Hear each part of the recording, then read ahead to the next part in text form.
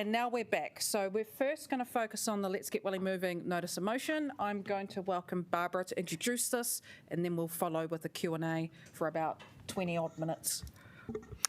Kia ora koutou, everyone. Nice to see you all this week after my time off last week, an uneventful week. Yeah. Not.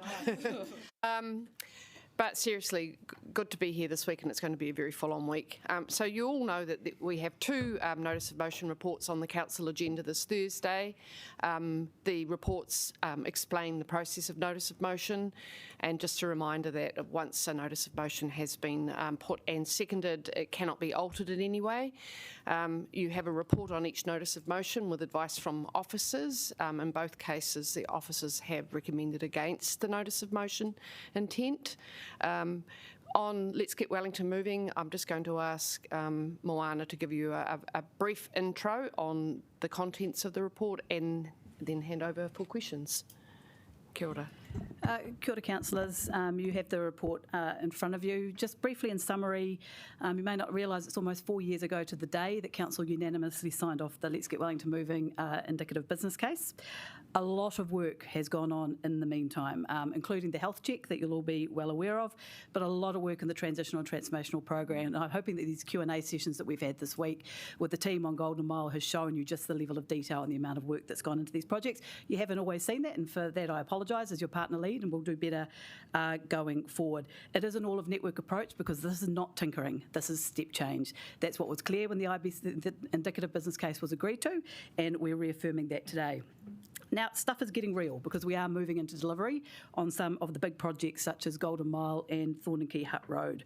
And we're completing the business case for the mass rapid transit work as well. It is large and it is complex. We have never seen a program of the scale in Wellington before, and that's why it does take time, but I think you've been able to see over the last week the level of detail and attention that's gone into all the varying moving parts of this. It is large and complex because it will provide the step change needed to face the challenges facing our city and our region. Housing supply, which is focused along key corridors, not scattered across the entire city, attracting investment, climate change, livability.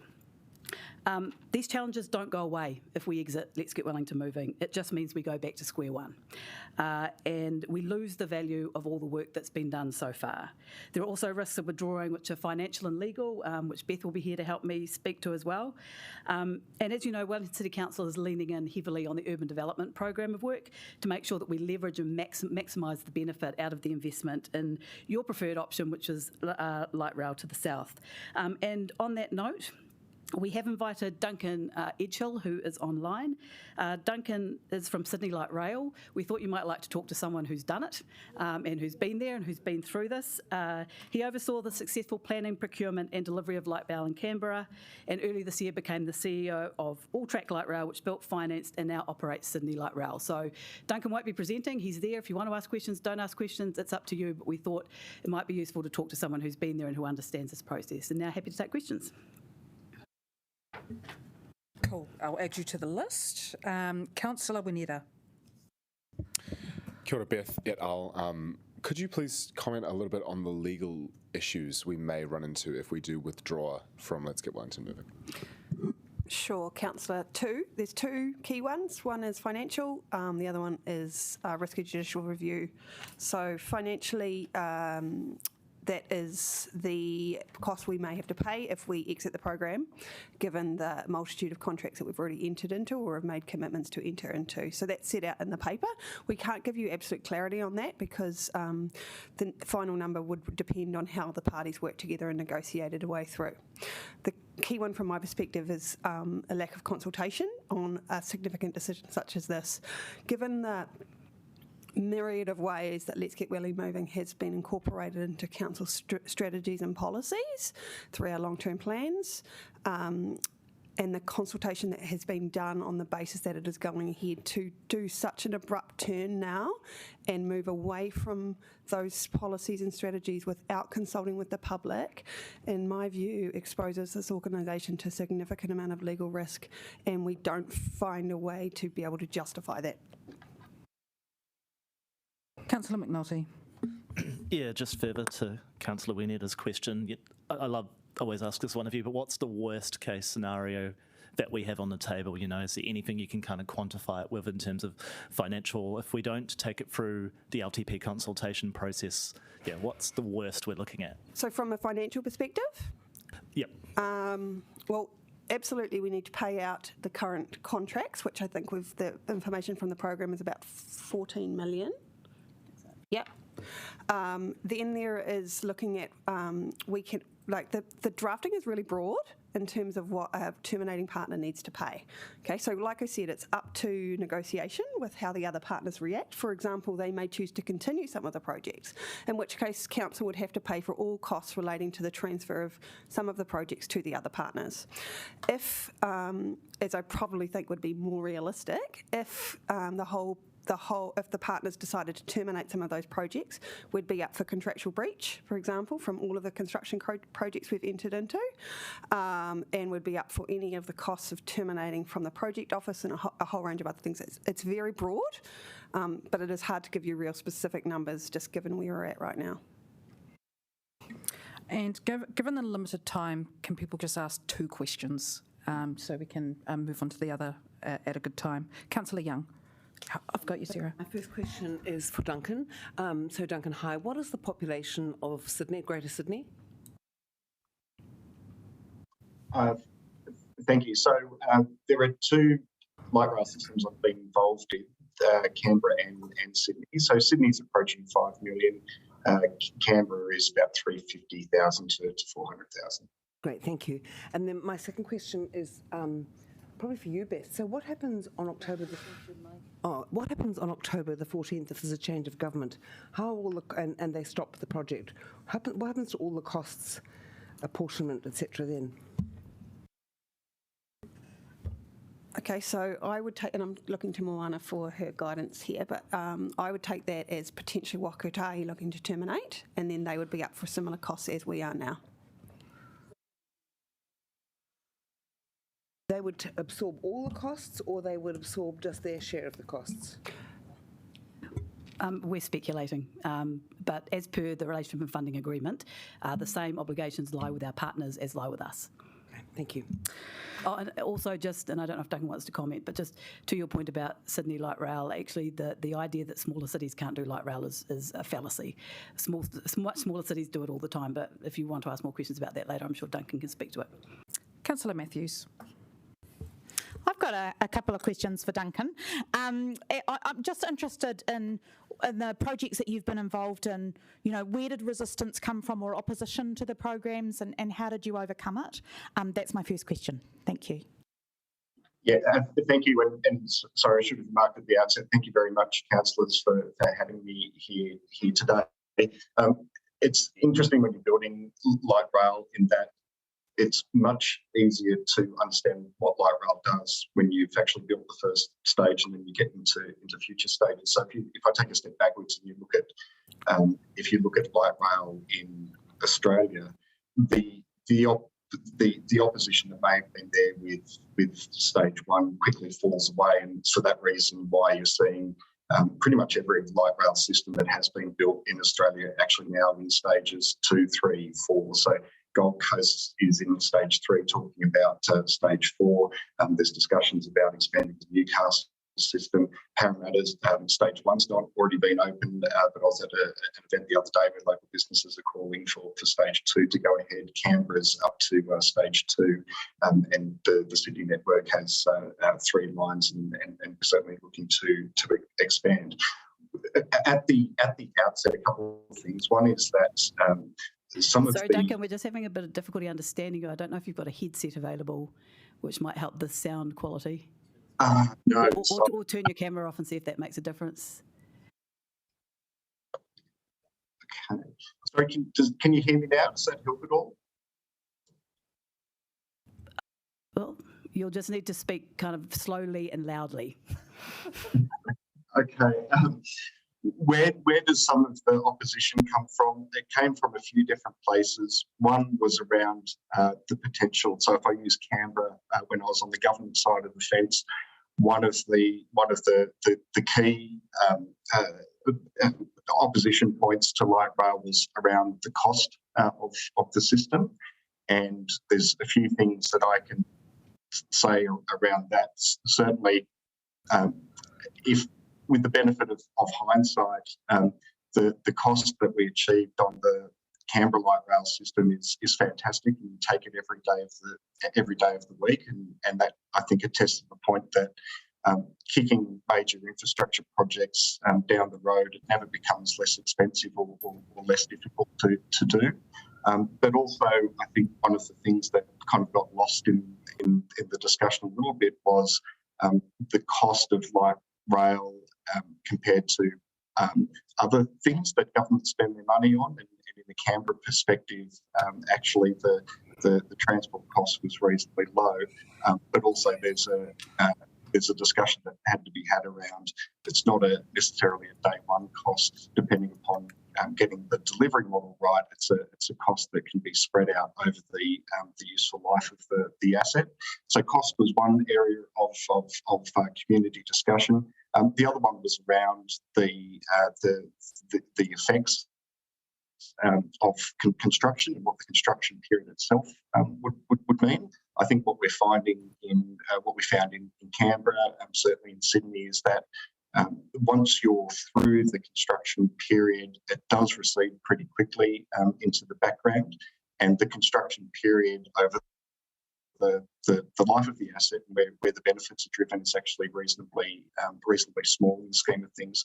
Probably the last thing I'd note is that part of the community discussion in any place where light rail has been introduced for the first time is that it can quickly become a binary argument of bus versus light rail, for example, and I think that is it's an unfortunate argument to get into, because actually a good public transport network isn't binary. It's not bus or light rail. It's how different modes of public transport can actually gel together. So they were probably the three key things that we heard, certainly through the Canberra process: cost, construction, and bus versus light rail.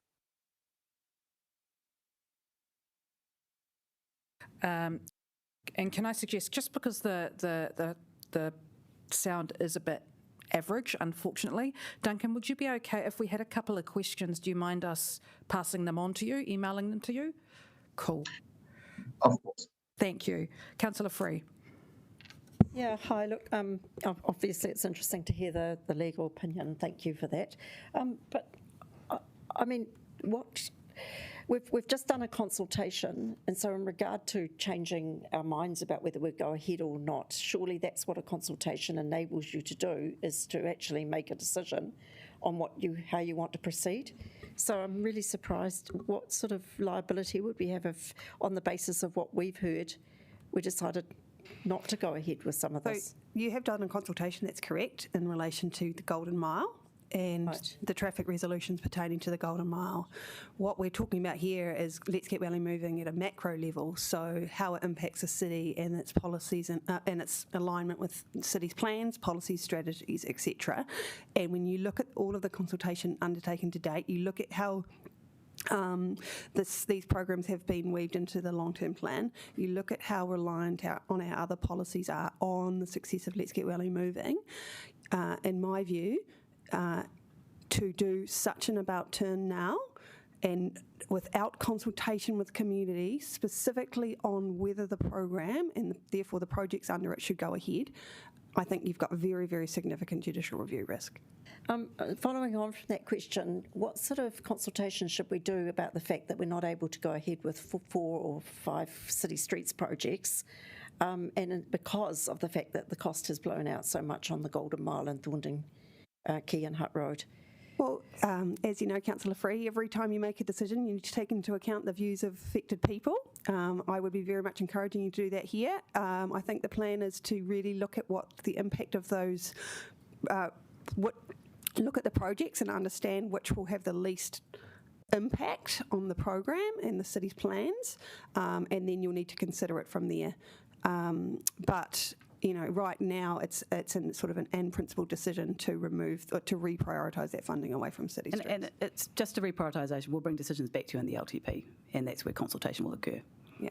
Okay, but we are making a decision which is going to forestall some of those other possibilities. Potentially. That's through the Golden Mile funding. But not consulting on it. Can I also just add, as you know, the place for major decision making is through the long-term plan, and that's where you get the choice to look at major projects such as a transformational project and understand the benefits of that compared to the other challenges the city's facing. So, you know, by making a decision to continue with the program now, you will still have that decision making process through the long-term plan. That's not being taken away. It's just that we are asking that you hold on till that point, because that is the point in which you should safely make those decisions, looking at everything that the city is facing. It's worth just adding the two reports clarify under our significance and engagement policy the level of significance. So this decision is of high significance. High significance puts an onus on the council to, at the very minimum, indulge in a special consultative procedure, which you have done every time you've adopted the long-term plan and incorporated Let's Get Wellington Moving as a strategic priority within it. The individual decision on the Golden Mile and its funding is medium significance, and as Moana says, is something that the council is able to do in terms of its prioritisation. Okay, I've got 5 more people on the question list. I'm not taking any more, and then we're going to move on. Thank you. Councillor Chung. Thanks very much. I have 2 questions, one of which is to Duncan, so I'm happy to email that to him. I think so, yes, thank you. So my question for Beth is, again, regarding the legal obligations that we have. Now, our reason for submitting this Let's Get Wellington Moving loss of confidence of no confidence is not to actually stop the project, but to actually change the priorities and to look at how we can actually do things better, because we feel that the City Council should be driving these. So in fact, a lot of those contractors that we may be employing and not having signed contracts with, we would still be working with them to do some of the work, and it may actually be some of the work that Let's Get Wellington Moving has actually planned. So wouldn't that mitigate any legal issues that may arise from this? Not in my view, Councillor Chung, and the reason for that is, as I said, the notice of motion is 2 things. One is to express a lack of confidence in the program, but the real impact is withdrawing from the funding relationship and funding agreement, and what that's going to do is have the effect of terminating council's involvement. Okay, so you know that's what the contract this organisation signed up to says. Is essentially that means that we are pulling out of those projects. Now, it might be that once the dust is settled and you've gone through that negotiating process, then perhaps council could look to revive some of those. But that's not going to alleviate judicial review risk, in my view. Certainly not knowing what you know now, which is when you look at the contract, we know that you're up for a significant amount of risk, and we know that we have not consulted with the community on such a big change in heart. And of course, Councillor, we've had no visibility over what you might be planning to do. So we've just had to base it on the notice of motion. Thank you. Deputy Mayor Foon. Yeah, my question is for you, Duncan, so hopefully you can get it out. He has changed rooms, so we might be able to. Okay. Are you there? There you go. Hi, Duncan. Yay. Kia ora, Deputy Mayor Foon here. A question for you. There is some debate about should we intensify the city first and do the major transport placemaking project second. So I guess in your experience, what benefits are you seeing by committing to the placemaking transport project first and then the city development comes afterward? Can you describe that for us, please? And apologies, Duncan, we're quite short on time, so if you mind kind of shortening the answer, that would be really helpful. I'll be quick. Hopefully you can hear me a little better now. I would do the transport project first and then development for 2 reasons. Firstly, if you do the major transport project first, that will actually help you shape the development in a controlled, structured way in the corridor, as opposed to development happening and then trying to retrofit the infrastructure project. And then, of course, the other part to that is if the development runs haphazardly first and then you retrofit the transport infrastructure in, it's only that much more expensive and costly and difficult to do. And in the intervening period, the city's not functioning in an optimal way. So definitely I would put the transport infrastructure first and then shape the development around it. Kia ora. Thank you, Duncan. Thank you, Duncan. That was very clear. Councillor Calvert. Thank you, and you are always welcome to talk to us about what about our notice of motion and just get some clarification. So it was quite interesting. I made a comment about the funding agreement. If we pulled away, we'd have to go into consultation, but we didn't go into consultation to sign it in the first place. And my understanding was it was always going to be reviewed, and it hasn't been. So, what's the question? Yeah, just have you? Did you factor that into your response? Yes. Okay, thank you. And why did you make the assumption that the projects would not continue? Because the notice of motion is to withdraw from Let's Get Wellington Moving, which is the current vehicle for delivering those projects. But we're delivering projects in a way that we would normally do if we were managing it. And I'll give you an example: the Golden Mile, 51% Whakakutahi funding, 49% Wellington City Council, which is a normal funding arrangement without another layer of another organisation. So, I mean, as I said in my intro, this is an all-of-network approach that we're taking to the central city because this is a step change. So we wanted to bring everything together under one project so that we can be very aware of the flow-on impacts of each project on each other, and then make sure that by the time we get to construction for light rail, that we have other mode options in place around active and PT that are at a level that people can continue to get around the city during the period of construction. That's why it's been an all-of-city, all-of-network approach. I think you raised integration yesterday. It might have been the importance of it. That's why we're doing the program like this. But we're not getting any more buses down Golden Mile, but you want... This is why we need mass rapid transit, is we can sit around this table and argue how many buses we can push down the Golden Mile per hour. There is a limit. We need a step change, and that step change is MRT. That's why we're here. And that's fine, but I'm saying is you asking us to make No, not saying. What is the question? About why did you not take into account the Golden Mile is not enabling any more buses down from a public transport perspective? You will get public transport benefits through the Golden Mile project, but the fact that we are reaching capacity is the very reason that we need a step change.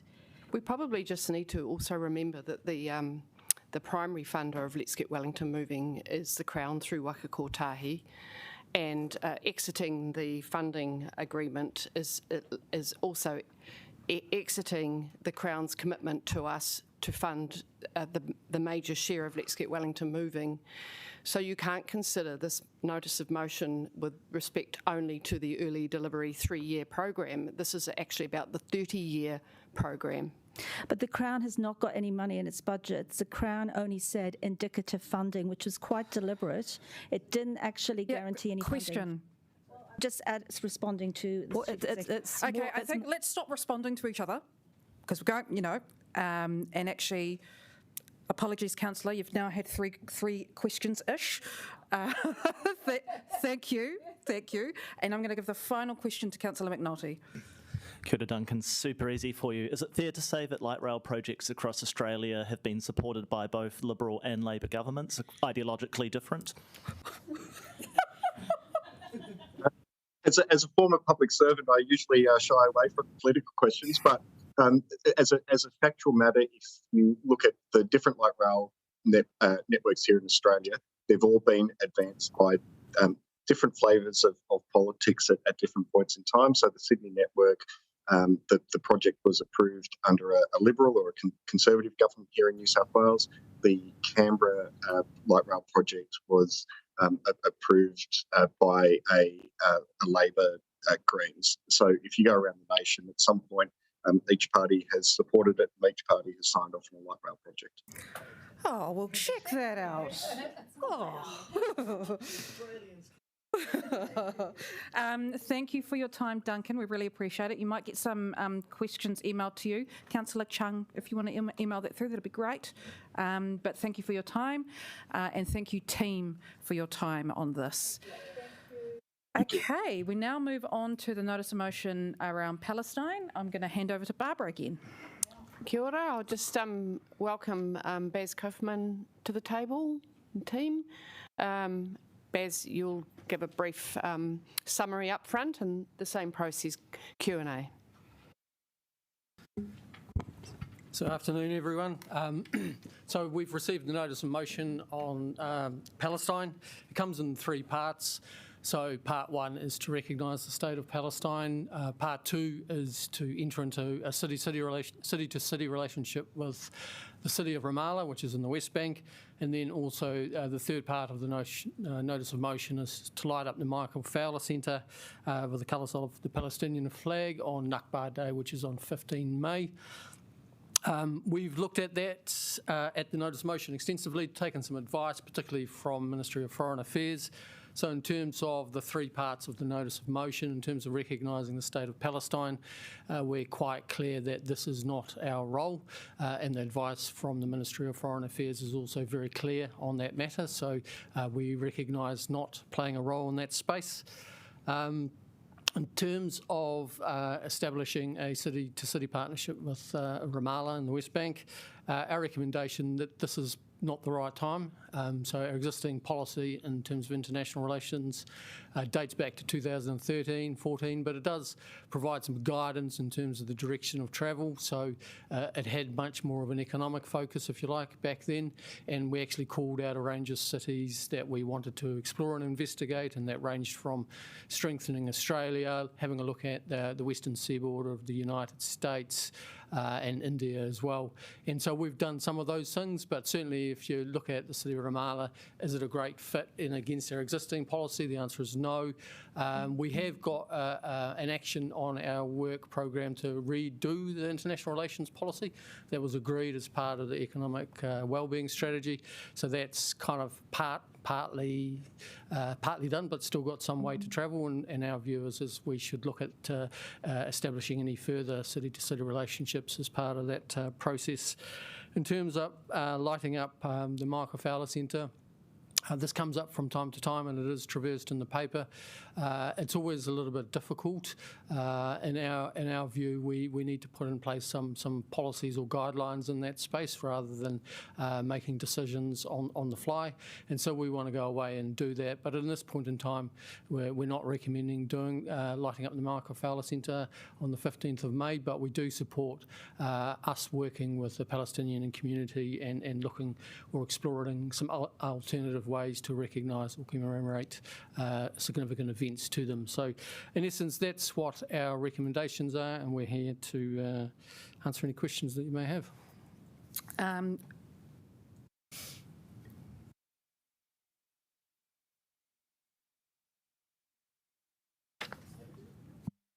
just going to invite Councillor Nico, who will be bringing a change to Council and to outline what those changes are. Tēnā tātou. Hey, thank you for that introduction, team. So the agenda which you will have on Diligent, and you no doubt will have read, diligent councillors that you are, will contain wording that will be different to what I will be moving on the day. So the core difference is that it ceases to be a 3-pronged, as Tom Hunt mentioned in the paper today, approach, and will instead be a single-pronged approach. And the single prong will be a sole focus on the establishment of first a friendly city relationship, and then following some scoping, and as part of the aforementioned review of the international relations policy, which will take place next year, then a graduation, if you like, to a sister city relationship will be explored. The reasoning for this is twofold. Partially, it is because the establishment of a sister city has been the core ask of the Palestinian community within Te Whanganui-a-Tara, within Wellington, for the last several years. And the second half is that there are some genuine and, in my opinion, good faith concerns from the rest of the community about potentially the implications of the recognition of statehood and the lighting of the Michael Fowler Centre. So that was my reasoning for altering the motion. And as I say, the version that we put in front of you on Thursday will reflect a desire to pursue a sister city relationship and no more. Councillor Paul. Kia ora guys. So my question was just around Wellington NZ and this kind of discrepancy in their actions around, they lit up the Michael Fowler Centre to support Ukraine, which I think is good. I, support that. But, it's just totally inconsistent there. It says within the paper that they don't wade into, disputes between groups of people or whatever, but then they've done that. So, how do you bridge that gap? Yeah, it's a good question, and I think we probably have been a little bit inconsistent because we don't have any guidelines or policies in that place, right? So when you think about lighting up the Michael Fowler Centre in the colours of the Ukrainian flag, I think that kind of spoke to the zeitgeist of where the Wellington community was. I don't think there was literally any opposition to it. Potentially the Russian embassy, maybe not, but the reality is it was very broadly supported by everyone in Wellington. I guess this issue is somewhat different. This is somewhat more divisive, and so I think we have to tread a lot more carefully in this instance. And as a consequence of that, I think the reality is what we want to see is we want to, our advice is that these community facilities are welcoming, inclusive of everyone, and if we start using them to make political statements for or against certain objectives or certain views from certain parts of the community, they can actually become a less welcoming place for certain communities, and we want to be very careful in that space. So that's why we want to take time out, have a good conversation with Wellington NZ, and draw up some guidelines that allows us to operate in this space a lot more safely going forward.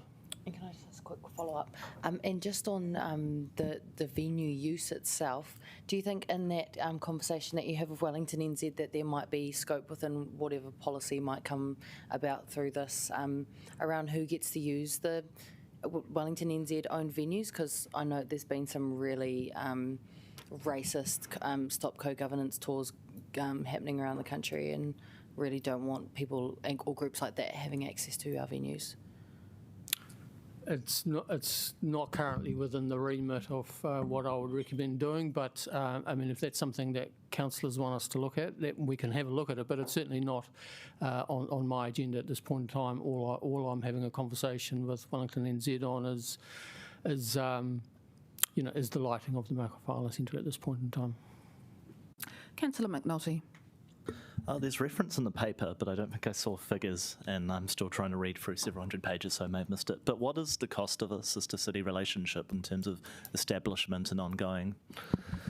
It's a good question. So I think the motion that will be moved is to start with a friendly city arrangement, and that's quite normal. So you don't generally start with a sister city relationship straight off. It always starts with a lower level, if you like, and that continues for some time. So a friendly city is largely communication online, meeting local communities. There might be some travel involved, and as a consequence, there'll be some travel costs associated with that. A sister city is more in depth and more enduring, and has higher obligations in terms of hosting, and as a consequence, the costs will be higher. I think a friendly city is possible to develop within existing resources. If we move into a sister city relationship, I have to start thinking about FTs. So you'd quantify that at the later point if we did put through the amended notice of motion, what then that jump to sister city looks like financially. Okay, thank you. Councillor Chung. Thanks very much. My question again is about the difference between friendly city and starting a process for a sister city. So my understanding is that you're saying that it starts at a friendly city basis. So do you see, just back to your earlier comments regarding the three motions, on the first motion when you talked about how officers recommended against the sister city relationship, do you think that in effect making it passing a motion of making it a friendly city would have the same connotations? So our recommendation in terms of the city-to-city relationship with Ramallah mostly relates to process, right? So at the moment, it's not a great fit with our existing policy. We recognise that our existing policy is under review, and so simply from a process perspective, our view is that you should be clear about what your objectives of your new policy are before you start entering into new relationships. In terms of the process, we always start with a friendly city-to-city relationship before graduating to sister cities, and we don't. In some instances, we stay at that friendly level. We don't always go into the sister city level. Thanks very much for that. So, again, so under the existing policy that we have for sister cities, do you see any alignment with our values and the possibility of making Ramallah a friendly city or getting into a friendly city relationship? Well, that's ultimately for the committee to decide in terms of what the objectives of the new policy are. At this point in time, we're just not far enough through the review of the existing policy to provide any guidance at this point in time. The existing policy is very much economically focused, which was the decision at that point in time in 2013, and so the choices that we made in terms of where to look for city-to-city relationships around the world were on those areas that had economic potential for our city. If that remit or focus changed as part of the review, then obviously there's a different range of cities that come into focus. Councillor Matthews. My question is just about the process for changing the notice of motion and just clarifying how we do that. That is actually covered in the report. The notice of motion can be changed at the outset with the agreement of the majority at the council. That's correct. Yeah. Just a straight majority. Thank you. Deputy Mayor Foon. Kia ora. My question had been answered around the costs, but next would be when we do the review of the policy and if we change the principles or the value sets that help us make decisions on what type of sister cities we seek, is there a process to undo relationships with sister cities? Yeah, become an unfriendly city. Yeah, how do you unfriend your sister cities? Yeah, politely. Yeah, first of all, you sort of ask them for a meal, nice quiet restaurant. Privacy is needed to have those difficult conversations. I think a refresh policy would provide us an opportunity to look at our current sort of relationships, to kind of, it sounds very mercenary, but assess them and sort of see where they are and whether or not they need to be strengthened and deepened, or whether or not this is an opportunity to gracefully exit. Stage left kind of thing. Yeah, I'm breaking up with you. So yes, I think, but I think it would have to be incredibly carefully managed, very carefully managed. Jen? We couldn't ghost anybody. Oh, God. Okay, back on track. Yeah. Councillor Free. Can I just add just quickly to generally we keep them, but they just go a little bit quiet, if you like. Yeah. We won't mention any cities' names at this point. Is there a little bit of a risk that if we were to be, sort of like too eager to friend cities, that we might get just quite a lot of cities coming to us with wanting to be friends? Yes, we actually would get two weekly inquiries from cities around the world asking to partner with Wellington. So we're very popular. So, yeah. And just another question, how close are we to actually formally having a sister city arrangement with Seoul, which we've been working on for a while? Oh, yep. Very close. I thought I'd read that paper as well. Oh, okay, no, I hadn't read that one. I hadn't read that one. So my understanding is hopefully a formal sister city agreement will be signed in Seoul in September. Okay, so, all right. Regarding, I actually mentioned this at an earlier meeting that we had just amongst the councillors, but I had a meeting a couple of weeks ago with the representatives from Hangzhou in China. Now, they're the sister city with Queenstown, and at the meeting they were discussing with me that while they really like the relationship with Queenstown, there's no economic value in it, and so they were broaching the idea of maybe shifting their sister city to Wellington, because we are a bigger metropolitan centre, we have industry here, and in fact at that meeting we actually discussed business opportunities. So I think that it's a very wise decision to make our relationship economic, and I see huge values in that. So I would sort of like to ask you, when we look at our sister city relationships and the economic value, would that be the main consideration? Well, at the moment it is, because that's what the policy directs us towards. It's not exclusively economic benefits, but it does flavour the existing policy. Ultimately, how we assess city-to-city relationships and what we want to achieve from them is something that the policy will dictate, and ultimately you collectively will have a view on that and decide that. At the moment, we're part way through the review, and we're hoping to bring something to this committee sometime probably mid-next year, early to mid-next year, so probably workshops kind of that March, April time, and then a draft somewhere around June. Okay, just following up on that, about 2 months ago, maybe 6 weeks ago, we had a delegation from Hania, from the Battle of Crete group, and we had a meeting with them, and they virtually said the same thing. They said that the thing with the sister city relationship, like we have with Hania, is that we don't really do very much because it's there for a particular purpose. Councillor, sorry, there's a questions about this particular Palestine notice motion. But my question is that, again, how do we actually develop economic relationships? Like if we look at Palestine, look at Ramallah, for example. I'm probably one of the few people that's actually been there, and so how do we actually develop economic relationships, or do we assess the economic, I guess how much economy, what are the economies like in the sister cities that we're looking at? So surely that must come first, and we must look at what opportunities there are to work together. Do we do that? So that's how we've approached the relationships that we've started in recent years. So if you look at Canberra, there were economic drivers in that space, certainly with Seoul as well. What the drivers are for future relationships is something that will be determined through the new policy.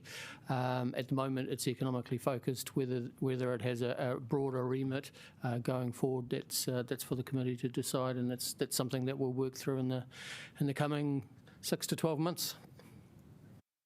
And I am going to wrap that up. Yay! Oh, thank you, everyone. It's been a good, hearty day of information and all that good stuff. Thank you.